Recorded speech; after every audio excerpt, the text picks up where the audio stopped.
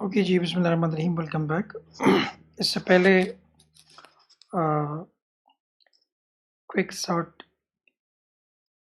जो worst case था वो हमने देख के उसके एनालिसिस की डेप्थ में गए थे, ठीक है।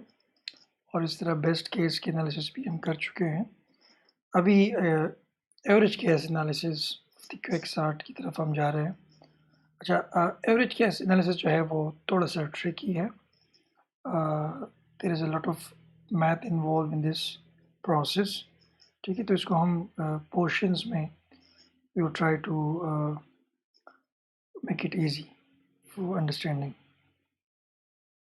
So the algorithm has n random choices for the pivot element. अच्छा, हम देखते हैं कि हमने कहा कि अगर लेट्स से एलिमेंट लार्जेस्ट है सबसे पहले या एलिमेंट जो है वो स्मॉलेस्ट है, तो इन दैट केस हमारे पास आता है वर्स्ट केस। और अगर एलिमेंट जो है वो हम मिड में कोई एलिमेंट सेलेक्ट करते हैं, ऐसा एलिमेंट जिससे equal number of elements less है और इक्वल नंबर ऑफ एलिमेंट्स से ग्रेटर है, तो फिर हमारा बेस्ट केस बनता है।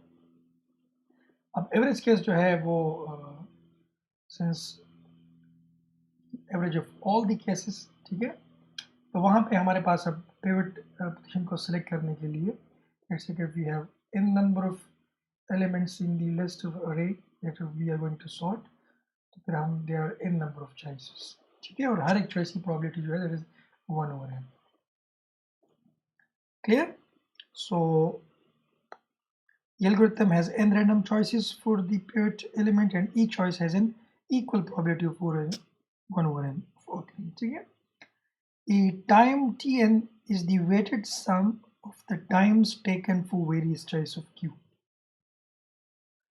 तो हम क्या करेंगे कि टाइम कम्प्लेक्सिटी पिवट पोजीशन 1 के लिए 2, 3, 4, 5, 6, 7, 8 जितनी n टिल n, उसके लिए टाइम कम्प्लेक्सिटी निकाल के उसकी एवरेज जो लेंगे तो हमारे पास एवरेज केस टाइम कम्प्लेक्सिटी होगी, ठीक है। तो वो कुछ हमने इस तरह किया हुआ है। आप लोगों को याद होगा कि हम जब प्रीवियस लेक्चर्स में प्रोबेबिलिटी या average case time complexity calculate करते थे, तो उसके लिए हर एक जो केस है या आप कह लें कि हर एक पॉसिबिलिटी की जो टाइम कॉम्प्लेक्सिटी कैलकुलेट करके, ठीक है, उसकी प्रोबेबिलिटी के साथ मल्टीप्लाई करके उसको ऐड कर देते हैं, वो हमारे पास आ जाती थी उसकी एवरेज केस टाइम कॉम्प्लेक्सिटी। वही हम इधर भी कर रहे हैं। हमें पता है कि this is what, this is you can see this part particularly, this part is the recurrence we have seen earlier, ठीक है। ये वही रिकरेंस है जो हम यहाँ दे चुके हैं, तो ये जेनेरिक रिकरेंस है, ठीक है। In case of average time complexity तो हम Q बेसिकली जो प्योर पॉइंट है, तो हम पहले Q1 लेंगे तो देखेंगे कि उसकी क्या टाइम कॉम्प्लेक्सिटी आ रही है, फिर उसके साथ सम कर देंगे, Q को 2 ले लेंगे, फिर 3, 4, 5, 6, 7, 8, 9, 10, 11, 12 n, और n में जो प्योर पॉइंट है वो n ले लेंगे, तो सारे केसेस में आ जाएंगे। उसकी टाइम कॉम्प्लेक्सिटी कैलकुलेट करने के बाद उसको ऐड कर देंगे, ठीक है, और उसको n पे डिवाइड कर देंगे, या इन अदर केसेस हर के साथ 1/1 मल्टीप्लाई हो रहा है तो उसको हमने कॉमन लेके बाहर रखा हुआ है। तो ये हमें ये पर्टिकुलर इक्वेशन हमें क्या देगा, ये हमें देगा average time complexity. Okay, so we have not seen such recurrence before, तो इस रिकरेंस हमने पहले नहीं देखा, ठीक है। नॉर्मली हमें हमारे पास टी और इस तरह ये रिकरेंस है, इस तरह की रिकरेंस हमारे पास होती है, ये हमने किया हम फर्स्ट टाइम देखी। तो अब इसको कैसे सॉल्व करते हैं वो अभी डिस्कस करते हैं। ओके,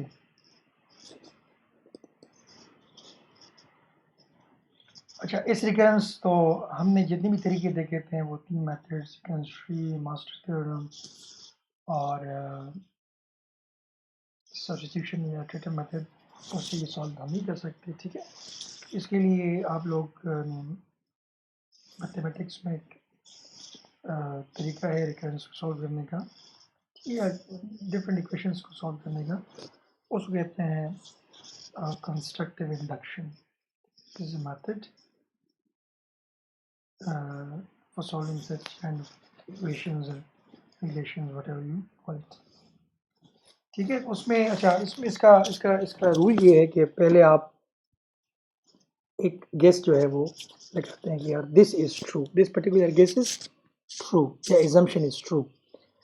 तो फिर उसका जो बेस केस है, ठीक है, उसके लिए आप ये प्रूव करते हैं कि जो एजम्पशन हमने रखी है, जो आप कह सकते हैं कि जो ह्यूरिस्टिक्स हमने रखी है, ठीक है, वो हम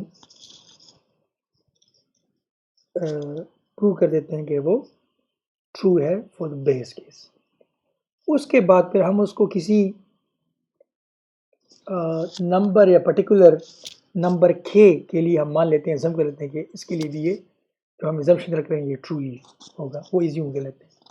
और फिर उस एजम्पशन को लेके, ठीक है, फिर हम ये साबित करते हैं, ठीक है, कि now assumption which we have made is actually true for n, ठीक है। तो वो हम साबित करते हैं। मिडल में हम एजम्पशन लेते हैं और उस एजम्पशन के बेस पे हम फिर प्रूव करते हैं कि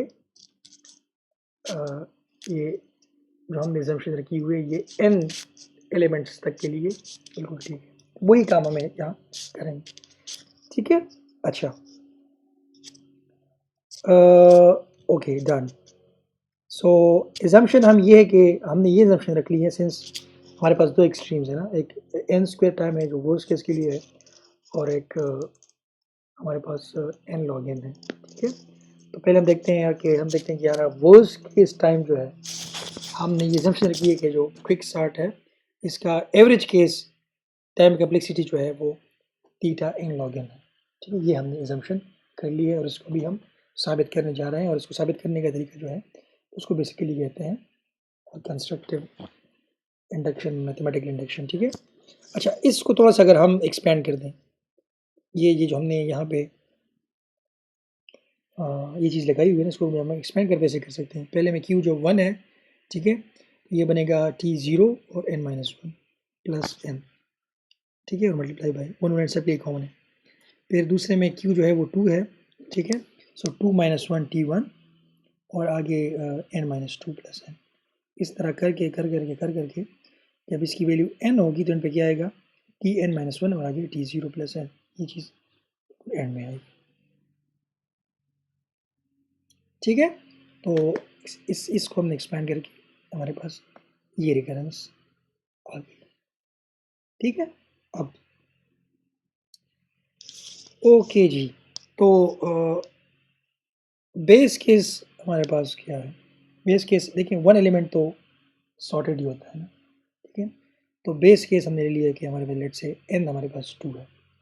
अब हम साबित करेंगे कि हमने जो टाइम रखा हुआ है कि time complexity of the worst case time complex the average case time complexity of quicksort that is n log n, ठीक है। तो हम साबित करेंगे ये ट्रू है for what, when n is equal to 2। n is equal to 2 के लिए हम साबित करेंगे कि जब दो एलिमेंट हो क्विकसॉर्ट एल्गोरिथम के पास उसे सॉर्ट करने के लिए, ठीक है, तो वो n log n टाइम ही लेता है। ये हम सॉर्ट करेंगे, साबित करेंगे, ठीक है। अच्छा, ये साबित करने के लिए आप लोगों को पता है कि हमारे पास हमने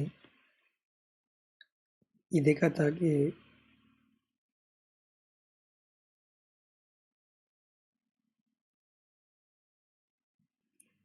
बिल्कुल वो स्टार्ट के लेक्चर्स में हमें पता है कि अगर लेट से 2 के लिए ये हमारे पास रिकरेंस है ना, ठीक है, तो ये रिकरेंस हम 2 तक एक्सपेंड कर देंगे कि 1 से लेके 2 तक, तो ये इतना ही आएगा यहाँ तक, ठीक है। और इसमें n की वैल्यू 2 पुट कर देंगे, तो n की वैल्यू हमने 2 पुट कर दी तो हमारे पास ये आया पहले t0 t1, ठीक है, n की वैल्यू, फिर t1 t0 2, तो ये दिस इज 1, ठीक है, और ये भी हमारे पास 1 है, ठीक है। सो 1 + 1 इज व्हाट, इट इज 2, 2 + 2 4, यहाँ पे भी 2 + 2 4, 4 + 4 8, 8 मल्टीप्लाई 1/2, सो 8/2 इज 4। तो 2 के लिए यहाँ पे आ रहा है क्या वैल्यू आ रही है t की 4, ठीक है। और हमने क्या अज़म किया हुआ कि इसकी टाइम यूनिवर्सिटी क्या है, वो n log n। तो यहाँ पे भी अच्छा हमने ये साबित करना है ना कि जो रनिंग टाइम है that is they should be less और equal to cn log n, ठीक है। यही मतलब होता है जो हम कहते हैं कि ये थीटा है, ठीक है। So this should be what, it should be less than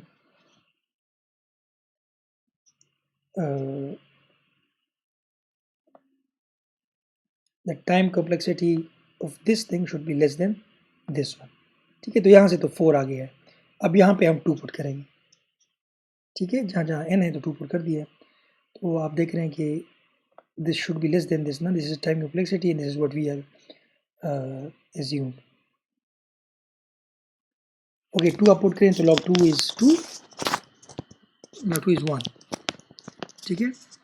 तो यहाँ हमारे पास आएगा 1, सो ओके, ठीक है। So this is value, okay. तो log 2 जो है वो हमारे पास natural log of 2 that is near to 0.6 something, 0.69, that is 0.7 almost, ठीक है। तो यहाँ पे 4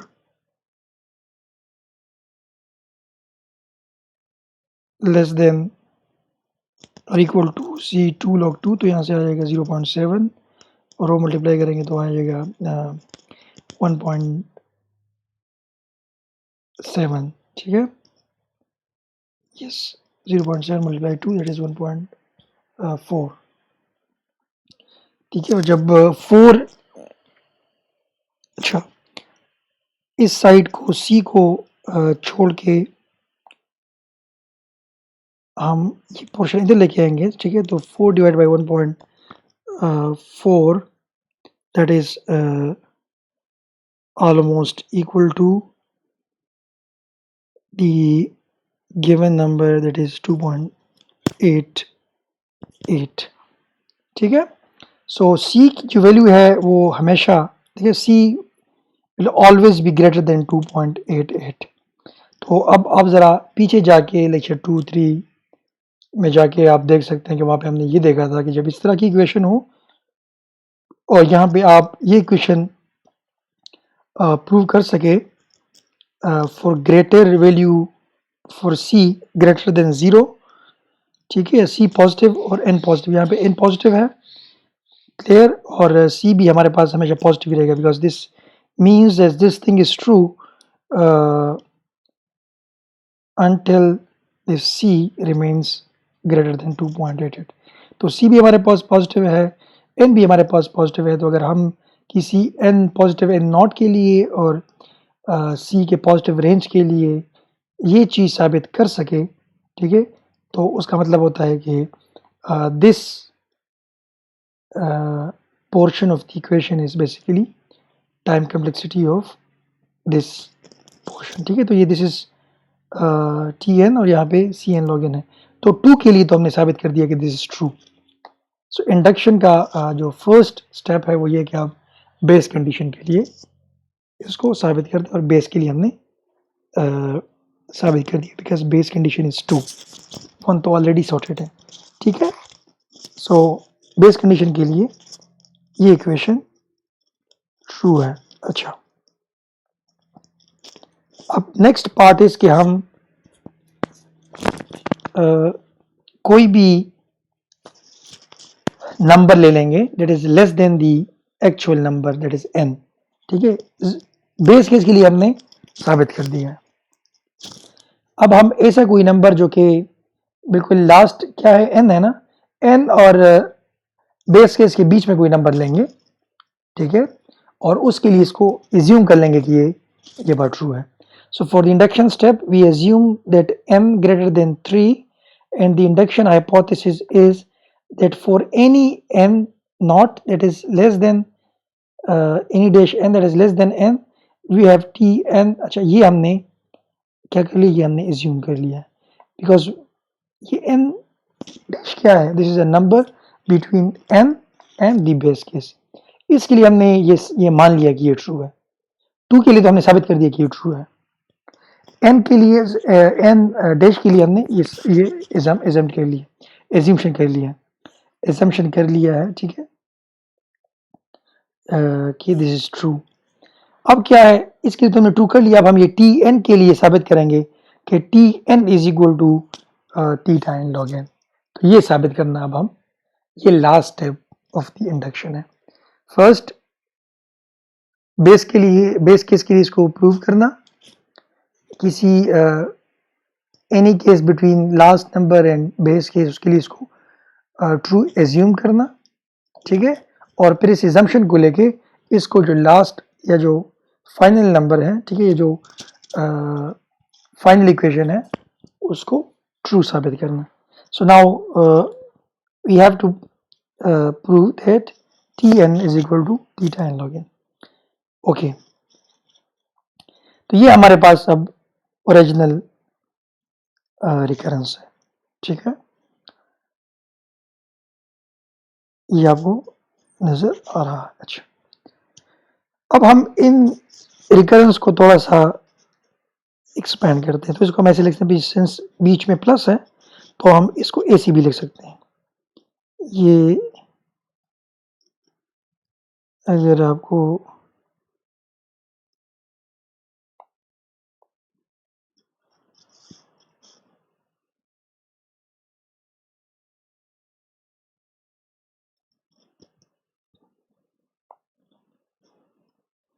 अच्छा,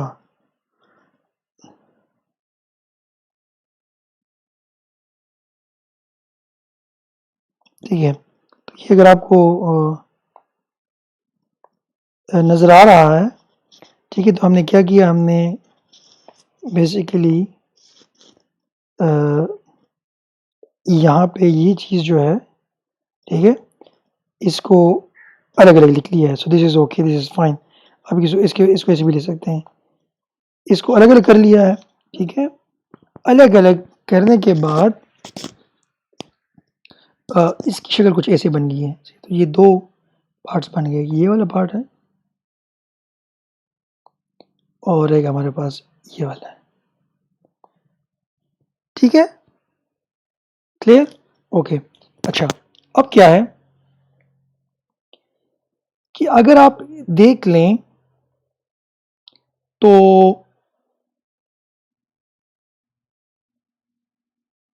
ओके, ठीक है, डन. अगर आप इसको एक्सपेंड कर दें, ठीक है, ये देखें दिस वी कैन. अच्छा, तो ये चीज़ जो है ना, ये आप ये AC आप लिख सकते हैं, इसको आप एक्सपेंड कर दें.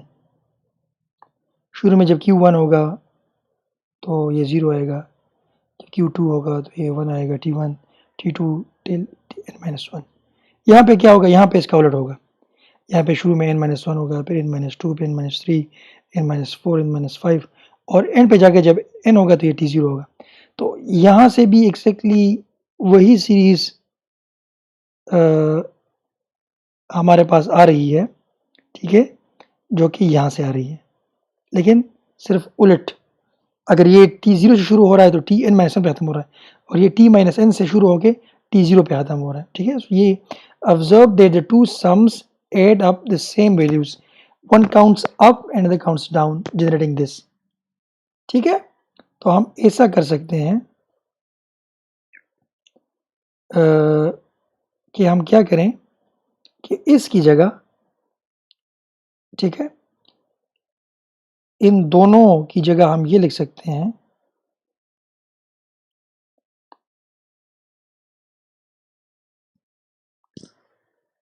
कि हम देखें ये एग्जैक्टली यही सीरीज जो है, ये दोनों यही सीरीज जो है ये दोनों प्रोड्यूस कर रहे हैं ना, ठीक है। तो मतलब this thing 2 times, this whole thing 2 times, ठीक है। तो हमने एग्जैक्टली वही किया है कि हम इन दोनों को हम ऐसे लिख सकते हैं। क्यों? क्योंकि देखिए इससे क्या प्रोड्यूस होगा, पहले T0, फिर T1, फिर T2, फिर T3, फिर T4, T5, T6, Tn-1, ठीक है। और अपने साथ में हम 2 मल्टीप्लाई कर रहे हैं। सो दिस सीरीज, इस सीरीज के लिए हमने क्या किया, इस सीरीज के लिए हमने यहाँ ये चीज़ लगा दी है। तो अब देखें ना, इसमें क्यू की 1 पुट करें तो T0 आ रहा है, फिर Q1 पुट करें ये आ रहा है, ठीक है। और सिंस यहाँ से ये दो हमें मिल रहे हैं ना, तो हमने 2 से मल्टीप्लाई कर दिया। सो ये चीज़ आके, ये पूरी की पूरी चीज़ आके यहाँ पे रिप्लेस हो जाएगी, ठीक है। ये पूरी की पूरी चीज़ ये जो है यहाँ पे लग जाएगी। तो अब हम जब नेक्स्ट स्लाइड में जाएंगे तो आपको एक डिफरेंट व्यू नज़र आएगा, ठीक है। तो एग्जैक्टली उसको हमने कन्वर्ट कर दिया है, पिछले ये जो था, ठीक है, इसको हमने कन्वर्ट कर दिया है, ये इस फॉर्म में आ गया है। क्लियर? ठीक है, वो पूरी की पूरी सीरीज जो है वो इस फॉर्म में आ गया। अच्छा, अब हम क्या कर रहे हैं, थोड़ा सा ये कंप्यूटेशन को आसान बनाने के लिए हमने T0, इसकी वैल्यू भी 1 है, इसकी वैल्यू भी 1 है, इसको बाहर कर दिया इस सीरीज से। तो 2/n जगह पे रहेगा, यहाँ पे 2 T0 और T1, यहाँ Q2 से स्टार्ट होगा क्योंकि 0 और 1 ऑलरेडी साथ में ऐड हो रहा है, ठीक है। इसकी एक वजह है क्योंकि आगे हमें कंप्यूटेशन ईजी बना के देता है, इसलिए हमने इन दोनों को अलग कर दिया। बाकी ये अगर इसके अंदर हो, इससे बाहर ऐड हो रहे हैं तो इससे इक्वेशन के पे कोई असर नहीं पड़ रहा। क्लियर? अच्छा, we applied the induction hypothesis for Q। अच्छा, Q जो है वो आपको पता है कि Q क्या है? Q is number that is less then n, क्योंकि Q जो है वो बीच का ही कोई नंबर होता है ना, याद है, पिवट पॉइंट। तो पिवट पॉइंट जो है वो या तो n की इक्वल होगा या n से लेस होगा, ठीक है। तो हमने TQ की जगह ये लिख दिया है। तो क्वेश्चन है कि आपने ये क्यों लिखा है? वो इसलिए कि हमने कहा था कि any number that is less then n, ठीक है, लिए that is less then n, उसके लिए ये चीज़ ट्रू होगी। तो Q is less then n, ठीक है, इसलिए हमने TQ की जगह हम ये लिख सकते हैं कि TQ is equal to less, not equal to, ठीक है, ये लेस या ग्रेटर, आई मीन इससे लेस, ठीक है, या इसके इक्वल होगा। तो इसलिए ये जो इक्वेशन यहाँ पे आपको नज़र आ रही थी, ठीक है, वो इसकी वैल्यू लगाते ही वो इक्वलिटी से चेंज हो गया, ये इक्वल ग्रेटर पे आ गया है, ठीक है। तो यहाँ पे हमने ये इसलिए लिख दिया है कि ये हम पहले एज्यूम कर चुके हैं ऊपर। अच्छा जी, सो CQ log n, ठीक है, ये नेचुरल लॉग है तो नेचुरल लॉग ऐसे भी लिखते हैं मैथ्स के ज़माने में। अच्छा, यहाँ से 1 1 आ रहा है, ठीक है, सो 1 + 1 इज 2।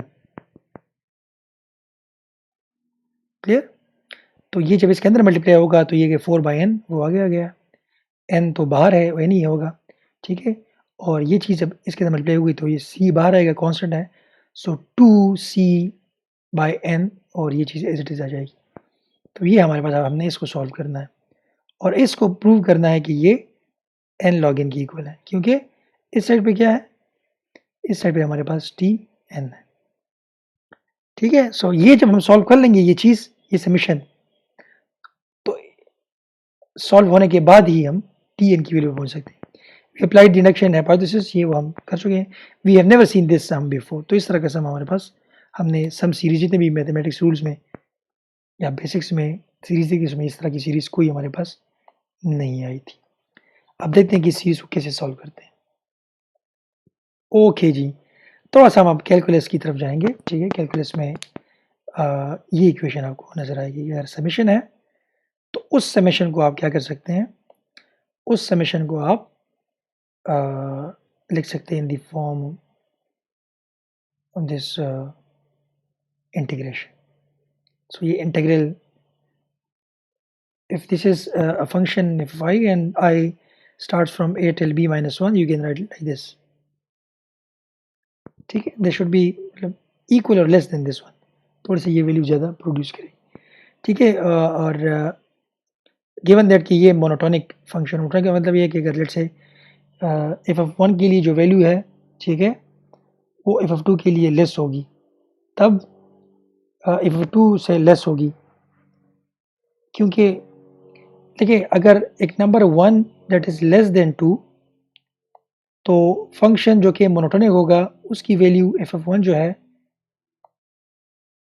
वो भी लेस होनी चाहिए एफ ऑफ 2 से, तो ऐसे फंक्शन को कहते हैं मोनोटोनिक,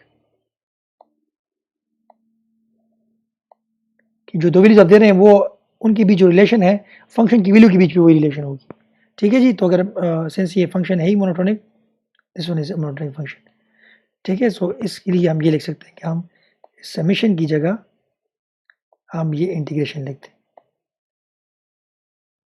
ठीक है, clear ji.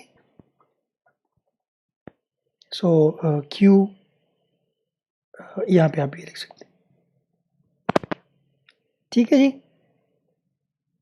This should be Q, Q की वैल्यू क्या है, एक्स और एक्स ही है ना, ये एक्स, क्योंकि क्यू तो एक वेरिएबल है, उसके अंदर वैल्यू होती है, ठीक है, वो प्योर पॉइंट। तो अगर आप लेट से यहाँ पे क्यू भी लगा दे, so it doesn't matter, Q इधर भी क्यू और इधर भी क्यू, ठीक है। अच्छा, तो अब इस इंटीग्रल को कैसे सॉल्व करते हैं वो आपको तरीका आना चाहिए, ठीक है। अच्छा, यहाँ पे हमने क्यू को एक्स कह दिया है, ये क्यू ही रहे तो भी कोई मसला नहीं है, ठीक है, लेकिन X is equal to Q. अच्छा, तो जब इस तरह का इंटीग्रल हो तो उसको ए से सॉल्व करते हैं, this is from maths. Integration, इस तरह के इंटीग्रेशन को एक रूल, उसको चेन रूल कहते हैं, ठीक है, या बाय पार्ट्स, ठीक है। तो ये हम बाय पार्ट्स करेंगे, इंटीग्रेशन बाय पार्ट, तो इससे हमारे पास ये चीज़ आ जाएगी, ठीक है। तो अगर आप जाके इंटीग्रेट बाय पार्ट्स देख लें तो आपको पता चल जाएगा कि ये किस तरह इसकी इक्वल है, ठीक है, और इसके अपने रूल्स हैं। तो ये इसकी इक्वल है, ठीक है। और अच्छा, अब इसका क्या मतलब है कि this thing is equal to this thing, okay. तो ये क्या चीज़ है, ये इसका मतलब पहले आप इस पूरे इक्वेशन में n पुट कर देंगे, ठीक है, x की जगह, और उससे जो वैल्यू आएगी, ठीक है, उसको माइनस कर देंगे, फिर इस इक्वेशन में 2 पुट कर देंगे। सो n के लिए जो वैल्यू आ रही है वो, और 2 के लिए जो इस इक्वेशन की वैल्यू आ रही है, सो n वाली वैल्यू से 2 वाली वैल्यू को माइनस कर देंगे।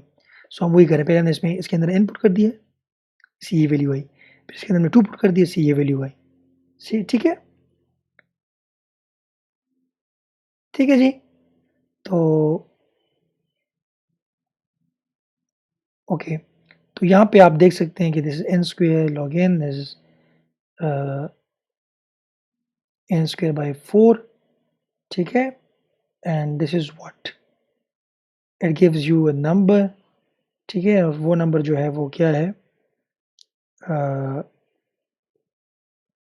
ठीक है। तो सिंस इससे कोई कांस्टेंट नंबर ही आएगा, इसमें कोई n नहीं, तो उसको हमने इग्नोर कर दिया, ठीक है। तो जब इग्नोर कर दिया है तो इसका मतलब कि यहाँ पे जो चीज़ इससे माइनस हो रही थी वो माइनस नहीं हो रही, ठीक है। तो जो माइनस होने के बाद ये इक्वल था ना, जब हमने वो माइनस हटा दिया है तो अब ये साइड जो है वो ग्रेटर हो गई है उस साइड से, ठीक है। फॉर एग्जांपल यहाँ पे ये दिस इज इंटरेस्टिंग कि लेट्स से यहाँ पे एक चीज़ माइनस हो रही थी, -5, ठीक है, -5, तब जाके ये जो साइड है ये इक्वल था इस साइड के। अब हमने इससे -5 सारा का सारा हटा दिया, इसका मतलब है कि अब यहाँ पे 5 माइनस नहीं हो रहा ना, ठीक है। तो इसका मतलब ये चीज़ अब ग्रेटर है, 5 माइनस करेंगे तब ये इसकी इक्वल होगा, इसलिए ये इनइक्वलिटी आ गई।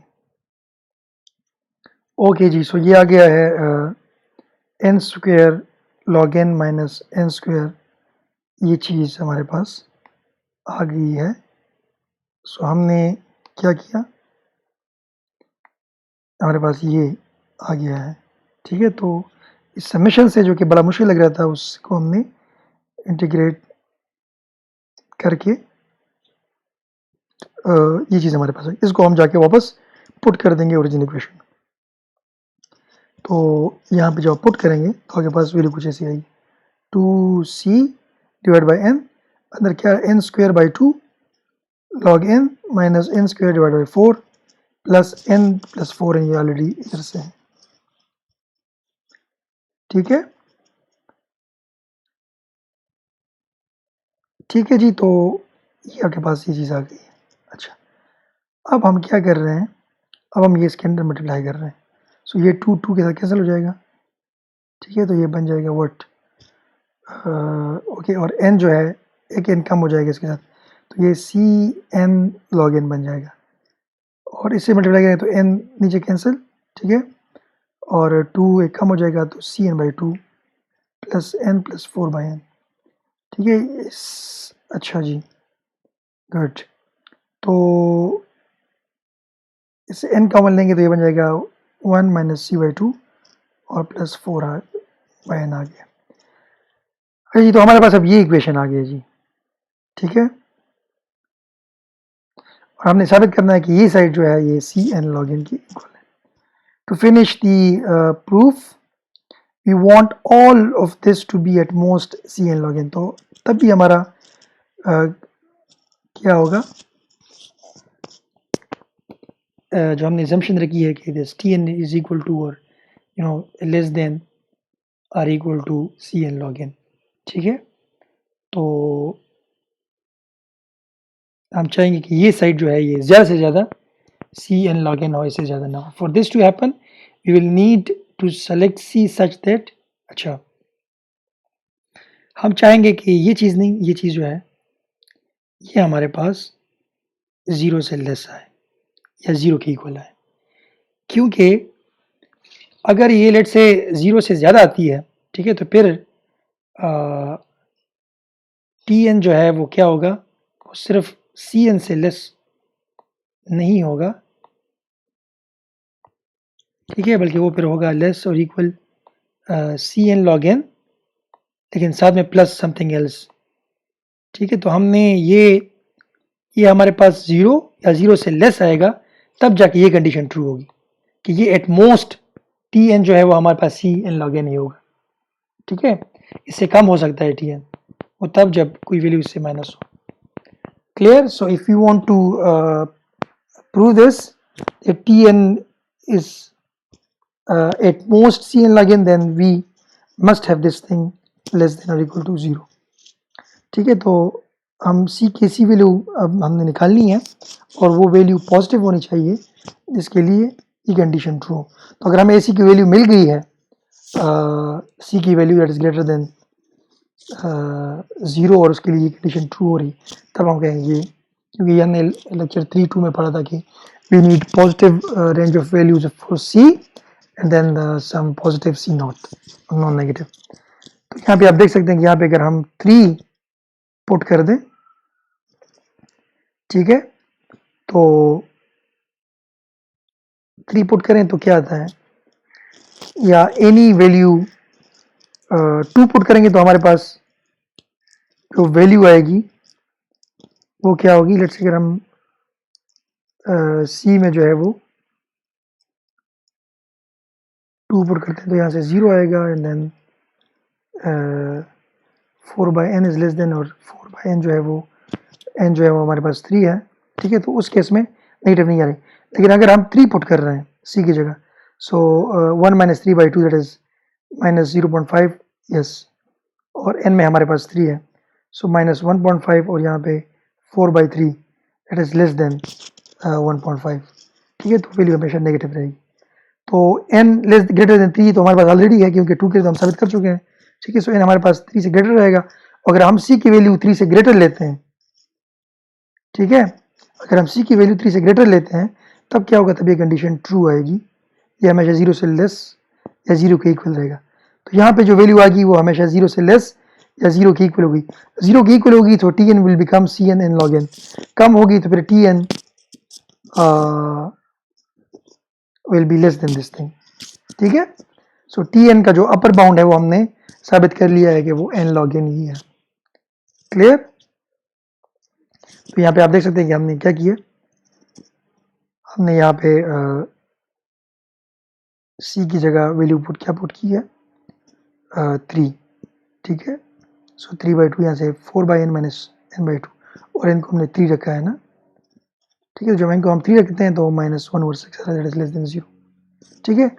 इनिशियली जब बेस कंडीशन के लिए सी की वैल्यू क्या आई थी वो आपको याद होनी चाहिए, वो वैल्यू थी 2.88 और फाइनल कंडीशन के लिए वैल्यू क्या आई, वो वैल्यू हमारे पास आई है कि ये this should be less greater than 3, ठीक है।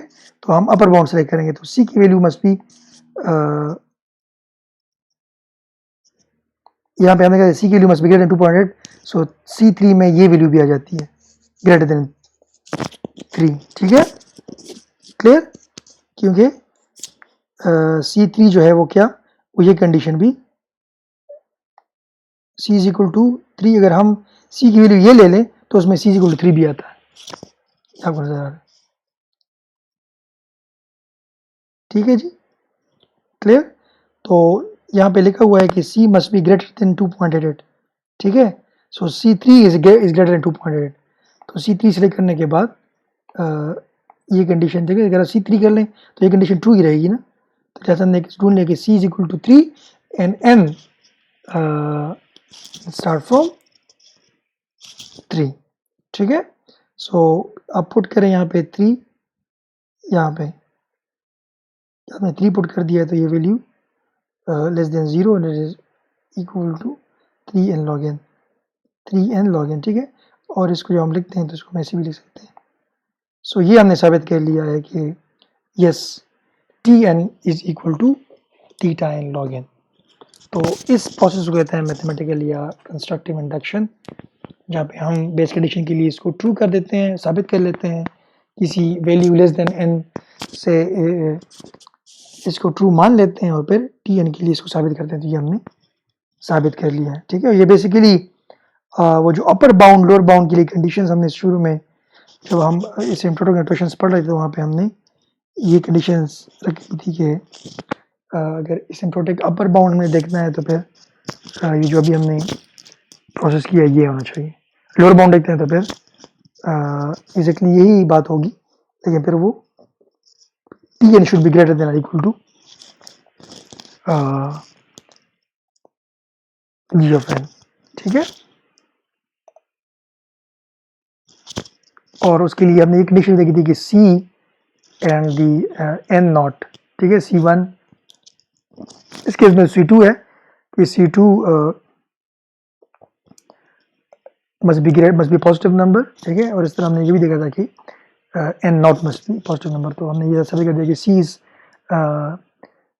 शुड बी ग्रेटर देन 3, तो पॉजिटिव हो गया है, और n is always greater than 2, ठीक है, जो 2 हमारा बेस केस। तो दोनों कंडीशंस भी ट्रू है, तो ऐसे C भी ढूंढ लिया है जो पॉजिटिव है, ऐसा नॉट भी ढूंढ लिया है और उसके लिए इक्वेशन भी साबित कर दिया है। So this is an upper bound for Tn, ठीक है। और हम ये भी साबित करते this is also tight lower bound for Tn। So tight upper bound और टाइट लोअर बाउंड जब एक ही हो फिर हम कहते हैं कि नाउ दिस इज थीटा, इसलिए हम इसको टाइट लोअर बाउंड के लिए भी साबित कर सकते हैं। सो दिस जो एजम्पशन हमने रखी थी वो बिल्कुल ट्रू है, ठीक है। ये एजम्पशन आप n स्क्वायर के लिए भी रख सकते हैं, उसके लिए ये एजम्पशन आप कभी भी ट्रू नहीं लेके आ सकते। तो इसलिए जो टाइट अपर बाउंड है, that is n log n, ठीक है। In any case the time complexity couldn't exceed n log n, clear। so ये average case time complexity of quick sort देखिए, ठीक है, n log n। तो तीनों time complexities हमें देखनी है। फर्स्ट कि क्विक सॉर्ट एल्गोरिथम की जो बेस्ट केस टाइम कॉम्प्लेक्सिटी है वो क्या है, वो n log n है। वो केस टाइम कॉम्प्लेक्सिटी वो क्या है, वो n स्क्वायर है, ठीक है। और एवरेज टाइम कॉम्प्लेक्सिटी जो हमने इन कंस्ट्रक्टिव इंडक्शन से इसको प्रूव किया कि ये क्या है, the tight bound for average case time complexity is theta n log n, ठीक है। इससे बढ़ नहीं सकता, इससे कम भी नहीं हो सकता, ये इससे ही ये टाइट बाउंड है इसके लिए, ठीक है। तो तीनों केसेस हमने देख लिए कि एन लॉग एन और एन स्क्वायर और अगेन एन लॉग एन, ठीक है। सो लोअर बाउंड जो है वो क्विक स्टार्ट के लिए that is omega N log N, और अपर बाउंड जो है वो बिग O एन स्क्वायर, ठीक है। तो इसकी टाइम वेलोसिटी जो है वो इसके बीच लाई करती है।